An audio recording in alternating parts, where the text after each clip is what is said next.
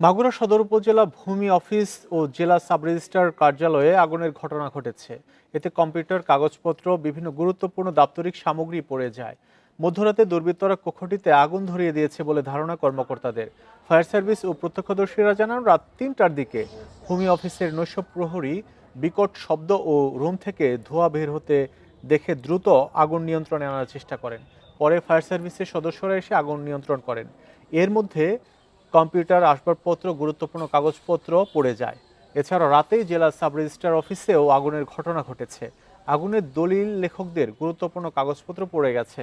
ঘটনা খতিয়ে দেখা হচ্ছে বলে জানিয়েছে পুলিশ। এই এসিল্যান্ড সদর থানার এসিল্যান্ড অফিসে গতকালকে রাত্রে এখানে আগুন দিয়েছে একটা কক্ষে। ফায়ার সার্ভিস আসছে, আগুন নিভিয়েছে, থানা পুলিশ আসছে। আমরা বিষয়টি তদন্ত করে দেখছি। তদন্ত পরিপ্রেক্ষিতে আমরা বিস্তারিত ঘটনা বলতে পারবো আসলে এটি স্যাবোটেজ, পরিকল্পিত ঘটনা না অন্য কোনো বিষয়।